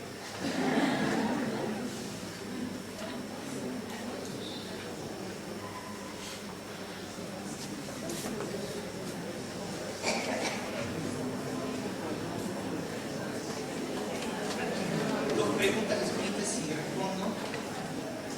El planteo expuesto no estaría dando a los jóvenes estatuto de clase social. Pregunta bonita y difícil. Durante mucho tiempo la sociología solo vio clases sociales. Progresivamente descubrimos, somos inteligentes, que había mujeres, que había grupos de edad y que había dimensiones étnicas. Y eso hace que evidentemente hoy en día en todo análisis sociológico se trata de una manera de combinar estas variables, porque son los 4 grandes estatus asignados que tienen los individuos. No quiere decir que los jóvenes en la clase social, pero sí quiere decir que rara vez, como en la sociedad contemporánea, existe una forma de ruptura entre la juventud y los adultos. Hay una cultura joven con códigos cada vez más cerrados, con un lenguaje, con ideales y con mecanismos de comunicación autónomos. Y rara vez la cultura juvenil sea a tal punto separado de la cultura de los adultos. Y eso sí es un fenómeno nuevo totalmente. Segundo fenómeno importante, rara vez el conflicto de generación así tan agudo como está muy bien, por razones económicas, psicológicas, de inserción. Y este conflicto es tanto más interesante que de alguna manera los jóvenes tienen hoy en día capacidades de presión que son fuertes. Lo cual hace que tenemos que dar al conflicto de generaciones la importancia que merece para el mundo al cual vamos. Y eso sí hace que los jóvenes, sin ser una clase social, se convierten en un grupo social con características comunes relativamente importantes. Y hay un debate muy importante hoy en redes sociales, consiste en saber si estamos dentro de grupos etarios o de grupos generacionales. ¿Qué quiere decir este pequeño debate? Lo explico muy simplemente. Grupos etarios quiere decir que hay una cultura joven que uno atraviesa y luego abandona. Y grupos generacionales quiere decir que es la cultura en la cual uno se forma cuando tenía 15, 25 años, que va a acompañarnos todo el resto de sus vidas. Y según que ustedes tengan un razonamiento interno de grupos etarios o grupos generacionales, la lectura de los grupos sociales varía con la ciencia. Pero en todo caso, lo fundamental es que los grupos de edad, la edad, las generaciones, se han convertido en los grandes clivajes de los tiempos modernos y que como tal, como sociólogo, no podemos analizar. A tal punto que alguien decía en el año 30, un sociólogo en Chicago, que puesto que la educación tiene que formar para el mundo de mañana y que el mundo de mañana van a ejercerlo los niños, sería excelente que los jóvenes eduquen a los padres. Porque en realidad, más bien que transmitirle la tradición, lo que hay que aprender es ingresar al mundo de mañana, al cual ellos, fundamental por supuesto, ya están más próximos. A tal punto, la crisis de la autoridad es la dificultad de saber qué parte de la tradición debemos o no permitir bien. Y una última pregunta que hay, dos me ha llegado. El análisis del problema de autoridad varía si atendemos la escolaridad obligatoria con respecto a la educación superior no obligatoria. Sí, claro, y concierne no solamente la secundaria o la primaria y la superior, obligatorio o no. Concierne en realidad una transformación que parece más importante. La escuela a la cual muchos docentes tienen nostalgia era una escuela que excluía a los barrios, en donde la forma escolar de alguna manera se adaptaba a los pibes decentes, familias decentes. Cuando la escuela se abrió, solo inclusive, y todos los jóvenes de una clase de edad ingresaron al sistema educativo, la forma escolar que había sido pensado para cierto molde de estudiantes se resquebrajó. Entonces el problema no es más allá de la obligatoriedad o no, es que una forma escolar que tiene que aceptar a un número muy importante de alumnos no supo adaptarse, no evolucionó y la forma escolar entró una crisis. Y a la obligatoriedad de la enseñanza hay un aspecto que es muy importante. No conozco las cifras en Argentina, pero en el caso francés, en 1900, en promedio un francés pasaba 4 años su vida en el colegio. Un poco de base escuela primaria, empezó a trabajar al campo, en la industria. En 1950, salió la Segunda Guerra Mundial, un pibe pasaba en promedio a la escuela entre 6 y 8 años. La generación que comenzó a estudiar en 2000-2010 va a pasar entre 16 y 18 años en promedio. Eso quiere decir que se ha pasado de una escuela que tenía muy poca incidencia en la vida individual de todos nosotros a una escuela que ocupa entre 1/3 y 1/4 del tiempo de vida. La significación del fracaso escolar, la significación del aburrimiento escolar, la significación del veredicto escolar en la subjetividad de cada uno de nosotros se está transformando radicalmente. Y eso es algo que, más allá de la obligatoriedad o no del sistema educativo, es algo que tener en cuenta. La escuela era marginal, la escuela se ha convertido en algo central y muchas veces durable, pero es la experiencia. Y eso es un cambio radical, insisto, más allá de la obligatoriedad de los sistemas educativos y de que es parte del sistema que ustedes están integrando. Lo que cambia, por supuesto, en la universidad respecto a la escuela secundaria, que es gran ventaja, es que, como decía Baudelaire, hay 2 derechos: el derecho a contradecirse y el derecho de irse. El docente puede contradecirse y la denunciarse. En la escuela secundaria es más difícil ejercer ese doble derecho. ¿No creen que el tema de la neurosis, que los grados de neuronización actualmente son menores que en tiempos pasados, entonces los docentes muy neuróticos o neuróticos tuvieron dificultades en trabajar con los alumnos? Sí, es un tema que no voy a entrar en esta facultad porque si no hay una transformación evidente en las psicopatologías y la relación psíquica de las vidas con las normas. Eso es obvio. Y es posible, pero nunca lo había pensado de esa manera, que el cuerpo docente sea un grupo particularmente neurótico. Y que la neurosis del cuerpo docente se desdiga de las realidades psíquicas de los alumnos íntimos. Es probable. Pero buena hipótesis para ustedes. No puedo decir nada más, pero nunca lo había pensado, por ejemplo. Hola, buenas tardes. Yo trabajo con chicos de 3, 4 y 5 años. Estoy a cargo de la gestión de un jardín de infantes. Y, digamos, por ahí, cuando el tema de la problemática de la autoridad está instalado, está el funcionamiento, ¿qué sería lo primordial que como docentes, como profesionales deberíamos transmitir cuando los aprendizajes recién están comenzando? Es decir, cuando comienzan a transitar sus primeros pasos por lo que sería el sistema educativo. O sea, ¿a dónde estarían? ¿Cuáles serían las bases o por lo menos los pilares que habría que transmitir acerca de la autoridad para que en algún momento pudiéramos dejar de hablar de problema de autoridad? Voy a ser honesto, no tengo la menor idea. No idea porque nunca he trabajado ese nivel de escolaridad. Yo te podría decir que, más allá de lo que tú tienes que transmitir, que tienes mucha más experiencia que yo, es la relación con las familias. El nivel de formación siempre va de par con representaciones culturales sobre lo que hacen o no hacen las familias. Y como no te puedo decir nada de lo que tienes que hacer como docente con los chicos de 3 a 6 años, te puedo decir de las representaciones colectivas que tienen que deshacerse eventualmente ciertos docentes con respecto a las familias. Y lo esencial de esta representación que en las familias existe una división, una incapacidad de transmitir la autoridad, sobre todo las familias de origen popular, que es uno de los grandes errores, grandes percepciones equivocadas que tiene el cuerpo docente. Existen mecanismos distintos de ejercer la autoridad. En las familias populares es más vertical que negociar, que van muy de clases medias, pero siempre se transmite la autoridad. Y cuando analizas chicos mayores, además, nunca trabajé en tu grupo de edad, pero agarras chicos que tienen entre 12 y 18 años, todos te cuentan la misma historia cualquiera que sea el origen social. Es decir, si son de origen popular, te dicen que el padre dijo que se iría a televisión hasta las 8 de la noche, el tipo no dice nada, el chico, y después mira televisión hasta las 9:30 de la noche. En su habitación solo, con su pantalla. Si eres de clase media, tú le dices al chico que a las 8 se empieza a negociar. La otra vez me dijiste que, mira que la otra vez que no entiendo por qué, que el resultado mira televisión hasta las 9:15 de la noche. La autoridad se ejercita de otras maneras, pero se ejerce siempre en la familia. Y lo importante en el rol de transmisión de la escuela es nunca poner en cuestión la idea de que los bárbaros no son educados por la familia. porque crea un inmediato aislamiento. Lo importante, una vez más, es siempre preservar los espacios de comunicación y salirse de representaciones a veces terriblemente estereotipadas de lo que son los mecanismos de transmisión generacionales, pero también transmisión normativas dentro de los profesionales.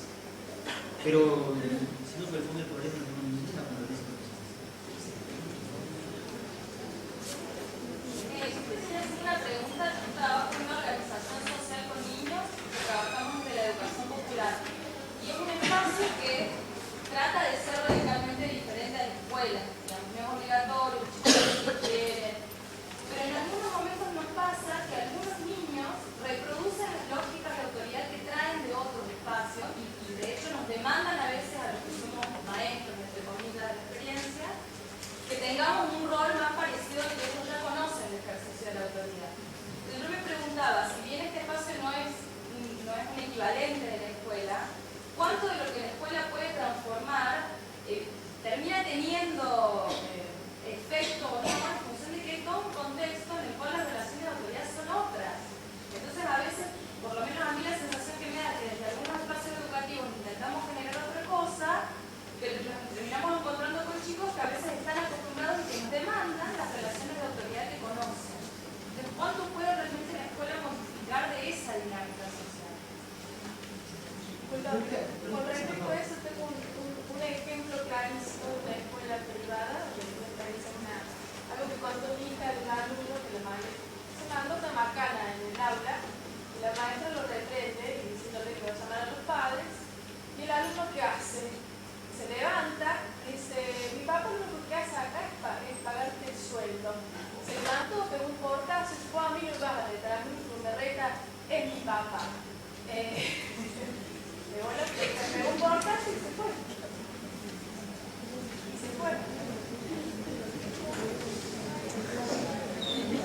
Vamos por partes. Como hizo que la primera pregunta es más fácil que la segunda. Hay dos cosas que son distintas. Que existan ámbitos educativos fuera del sistema escolar institucionalizado es una buena noticia. El drama es que la máquina del sistema escolar siempre termina fagocitando. Y es una cuestión muy interesante. El dispositivo funciona porque es extra sistema escolar.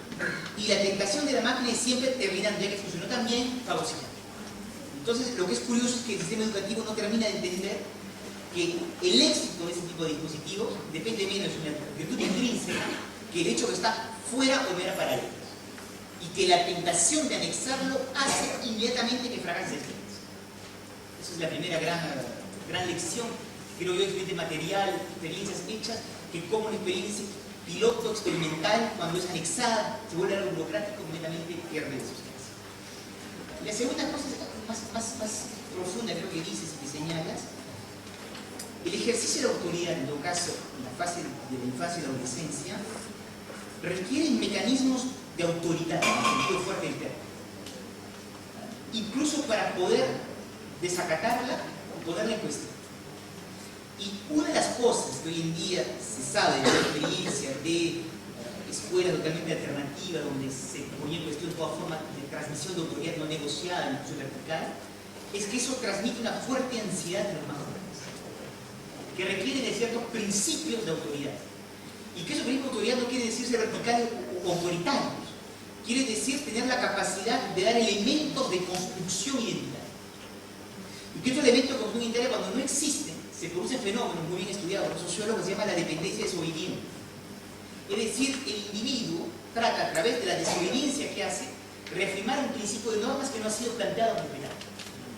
Entonces no son las normas las que tienen que ser abandonadas, ahora siempre existen de alguna manera, y son formadores de la personalidad de cada uno de nosotros.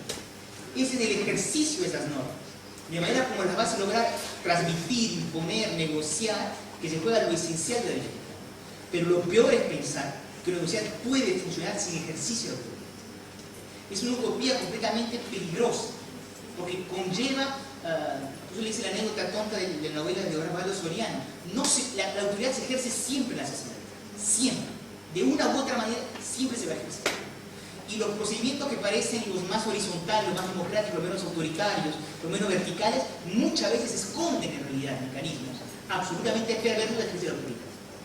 ¿Cuántas veces en la sesión de los grandes grupos se sabe que el hecho de tener jerarquías visibles produce una confiscación de la palabra por ciertos miembros del colectivo? La autoridad se ejerce siempre, hay que hacerla lo más pública posible y lo más deliberativa posible. Pero en el caso de la formación identitaria de los pibes se requiere principios normativo. Todo está en la manera de lograr sustentar ese principio normativo, que en el fondo los adolescentes piden a los adultos. Piden a los adultos. La otra cosa es el portazo de los alumnos. Es el caso de incidente tipo por excelencia. En este caso, mezclado con la penetración de elementos, ¿qué puedo decir? Cuando el docente tenía un rol social y simbólico más importante, ese tipo de agravios eran impensables. En una sociedad que ha hecho del valor dinero el valor central de la sociedad, y regresamos a esta industria cultural, la cultura y demás, que transmite y vincula otras formas de valores, este tipo de agravios al docente son posibles. Y en este tipo de agravios del docente, puedes entender también que de repente había, mecanismos de respuesta de un alumno que sufrió formas de humillación escolar y que trata de rehabilitar su propia identidad jugando aquello que él posee y que cree el maestro no tiene, es decir, el dinero. Estamos, parece clásico, pero difícil de implementar. ¿Qué hace un profesor cuando se encuentra en un mecanismo de desautorización de su ejercicio, de su oficio de tal violencia? Las respuestas no pueden ser sino contextuales, con el alumno, con el padre de familia, que de seguro de alguna manera avala este tipo de actitud del pibe, en un centro en el cual es un colegio privado, de alguna manera el director transmite a los alumnos el sentimiento que son clientes de transformación política. Ahora, va a ir más lejos la pregunta. Es lo que tú observas en la escuela primaria, pues en todos los niveles, en donde se han puesto en práctica que el alumno, como usuario, puede evaluar a los maestros, a los profesores. Y el sistema educativo se está convirtiendo en los pocos ámbitos institucionales donde la lógica del usuario está formando una lógica de evaluación de los docentes. Eso no existe en la escuela pública, no existe en la policía, no existe en la seguridad, no existe en los hospitales. Existe en el ámbito educativo. Y eso hace que tú transformes ciudadanos en consumidores. ¿Y qué hace la lógica del consumo? Una lógica legítima de evaluación del servicio público. Y eso va en el sentido de esa mercantilización de la educación profesional. Pero son maneras de manejar los beneficios. Una anécdota. Hace unos años un colega mío que enseñaba en un colegio secundario se encontró una copia de un examen de francés. Un alumno había puesto un billete. ¿Y qué hacía? Un problema difícil. O sea, ¿qué se hace? La solución que él encontró una vez más, la respuesta individual, cuando dio las notas a la clase, llegó al nombre de Pérez, le dijo: Pérez, sacó el billete, no es suficiente. Pero las respuestas son individuales para manejar estos beneficios.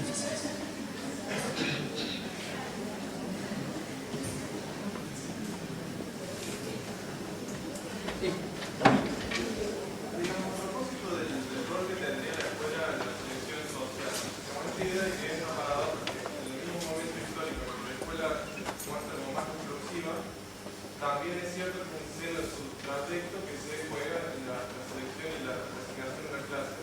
Como en este modelo, ¿qué papel tendría? No conozco el caso francés, pero en Argentina hay un alto grado de fragmentación del sistema educativo. A veces es difícil pensar que haya un sistema educativo por la heterogeneidad de experiencias escolares que hay, incluso la posibilidad de pensar el procedimiento de formación de ciertas élites. Mi pregunta es si eso implicaría restarle valor a la fragmentación del sistema educativo o si sería también tendría parte.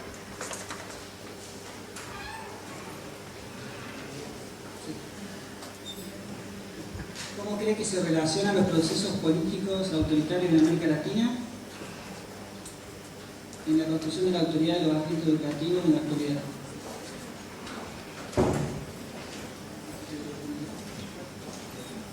Bueno, una pregunta que compartimos por ahí, las preocupaciones es si tenemos que esperar en los colectivos docentes posibilitar una gestión más colectiva de la disciplina, de alguna manera un planteo que compartimos con Danilo, trabajo institucional y de hecho hay apuestas muy importantes. ¿En qué medida la condición de subordinación económica y política del colectivo de los profesores, ¿sí?, de los maestros, atenta de alguna manera desde las políticas, la posibilidad de mayor autonomía y mayor posibilidad de recuperar la autoridad docente? Y esa, digamos, como que me parece que esa relación también podría ayudar, ese nivel de análisis por incluirlo en el diagnóstico.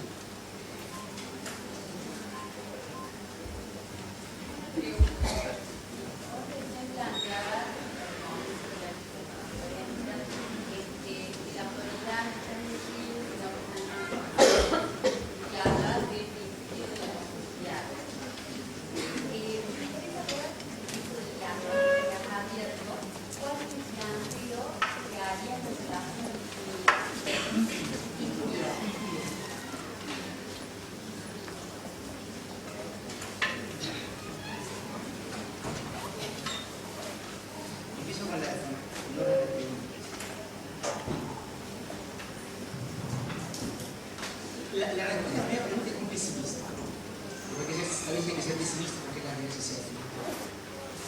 En la medida en que la escuela se ha convertido en una herramienta esencial de la reproducción social de las familias, es poco creíble pensar que el juego va a ser abierto y entretenimiento. Lo que está en juego es demasiado importante. Y las familias de clase media altas, por no nombrarlas, van a usar la herramienta escolar para la reproducción de sus vidas. Cuando la vida social fue amplia, porque si vieron fase de crecimiento económico en un periodo de expansión de las clases medias, hubieron plazas para sus hijos y para algunos otros. Ahora que el sentimiento de movilidad social es más difícil y la economía no crea con la misma velocidad plazas altamente calificadas, que el mercado se restringe, las reglas del gentleman son cada vez menos visibles.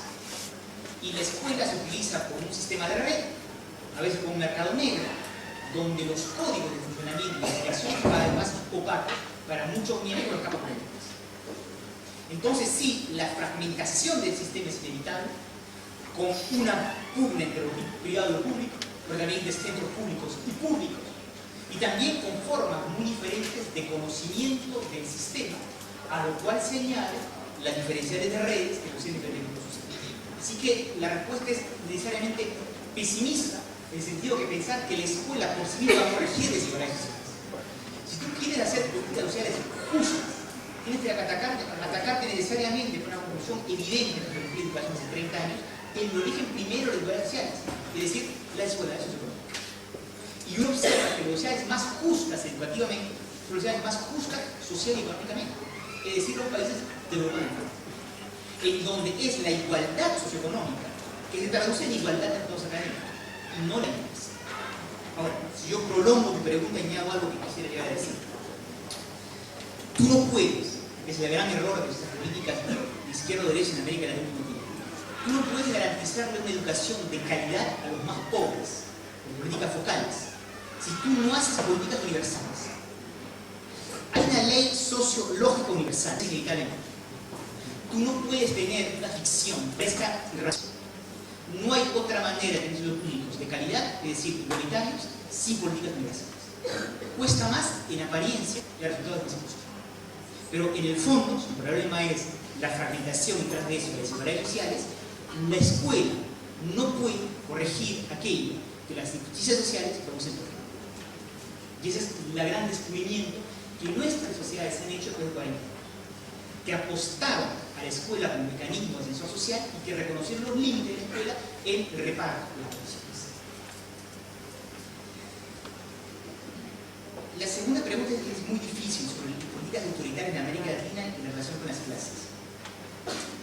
Yo tengo la impresión personal, más podido ser que América Latina no es más autoritaria que otras zonas del mundo. Ha habido un sistema político que colapsó muchas veces y con una tradición caudillista.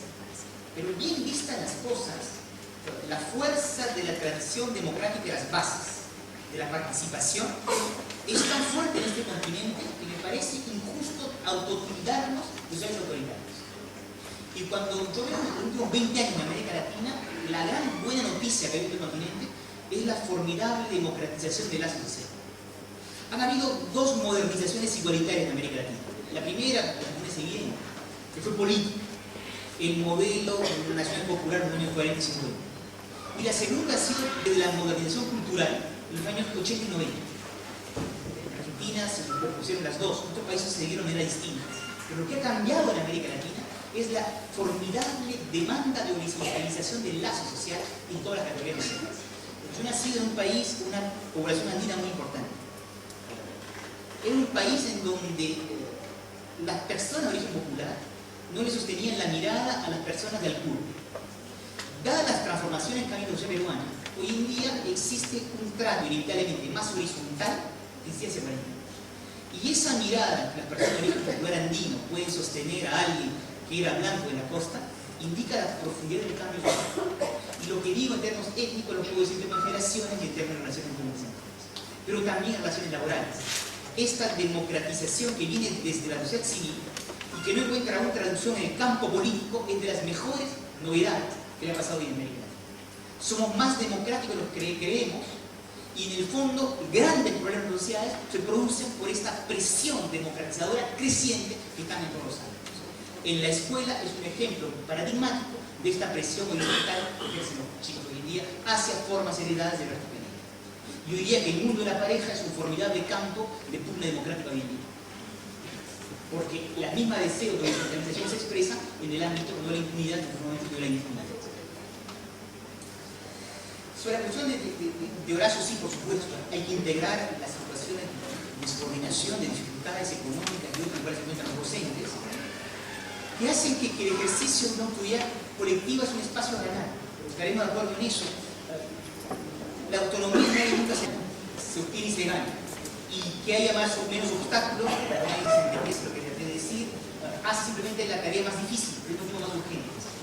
Y en ese trabajo democrático, lo que es importante, porque hay una frase muy linda de Castellano que resume eso, los docentes tienen que comprender, como todo colectivo profesional, que la libertad de uno no termina cuando comienza la libertad del otro. La libertad de cada uno de nosotros comienza cuando comienza la libertad del otro. Y es solamente bajo esa premisa que es posible asentar colectivos que creen en un crecimiento de la autonomía de uno y de otro. Sobre la impunidad, pregunta difícil. Vamos a decirlo de esta manera. Una de las cosas que a mí más me impacta, voy a ir de frente al fondo del problema, el ejercicio de la impunidad en los casos de crímenes de derechos humanos en América Latina. Cuando tú comparas la situación internacional, en América Latina se ha hecho poco, más en algunos países, como en Argentina, pocos en otros. Como tú lo comparas con otras situaciones nacionales, tú observas que se ha hecho más, mucho más. Es decir, la capacidad de las élites, los gobiernos centrales, a juzgar miembros de su propia élite es casi inexistente. Pocos ministros, ningún primer ministro, ningún presidente. La convivencia de las élites asegura la impunidad casi total de las élites dirigentes de los bienes centrales. En América Latina no se ha hecho demasiado, pero algo se logró hacer. Entonces hay un sentido de impunidad que en eso que es, de alguna manera, el vértice en el pacto político de derechos humanos, muestra que este continente tiene una capacidad, por razones múltiples, de poner en cuestión formas de impunidad de ciertas clases dominantes, dirigentes, que no existió en otras culturas. Entonces hay también que tener cuidado de no caer en una imagen estereotipada de continentes donde solo se reproduce las formas de impunidad. Y después aparece la otra impunidad, menos grave en los hechos, pero más corrosiva en lo cotidiano, que es la impunidad de formas de violación de las normas cotidianamente. Y aquí sí uno puede tener efectivamente el sentimiento de que más que la impunidad es el abuso, que es el gran problema en América. Y que en una sociedad donde las reglas tienen dificultad en sostenerse, las prácticas del abuso llaman a una capacidad de respuesta de reacción plebeya, en donde en realidad se juega más en un cara a cara, muy viril, porque nunca está la posibilidad de aceptar o de reconocer plenamente o de poderse apoyar totalmente en que las reglas van a ser reglas. Eso hace que en América Latina todo el tiempo uno tiene que estar obteniendo la autoridad, el respeto y la relación de cara a cara. Y eso te queda mucho cansancio. Apuntabas a eso. Apuntaba esto por esta razón de vaciamiento de la palabra, como la norma, en donde estamos en un proceso, como plantea mucho de constitución, ya,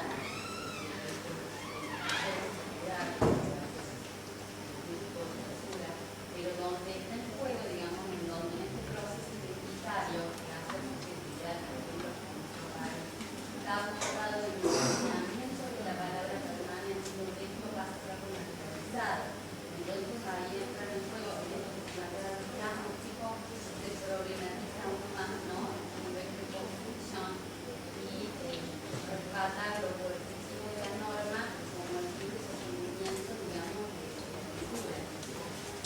pero con una salvedad de ese punto, lo que ha cambiado es la percepción que es. O sea, eso que ayer nos parecía evidente, natural, imposible de cambiar, hoy es un problema.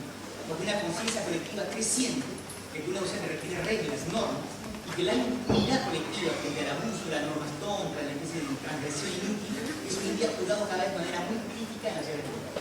Y eso es una vez más un signo, me parece a mí, cualquiera que sea el elemento negativo, de un progreso creciente de demandas de democratización. O sea, cuando uno hace el balance, las dificultades crecientes en el ejercicio de la autoridad son de las grandes buenas noticias que tenemos.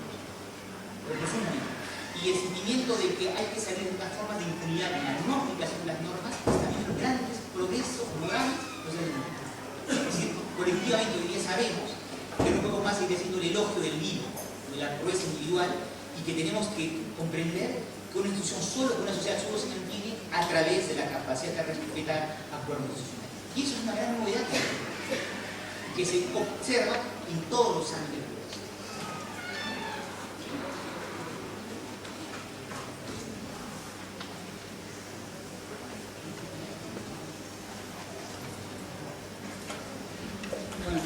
Estamos en hora, hay gente que se está retirando. Bueno, cada uno hará la evaluación que le parece, pero agradecemos muchísimo a Danilo su participación, su escucha, su laboriosidad en intentar responder todas las preguntas que nos asombra. Bueno, y le agradecemos de nuevo con un aplauso.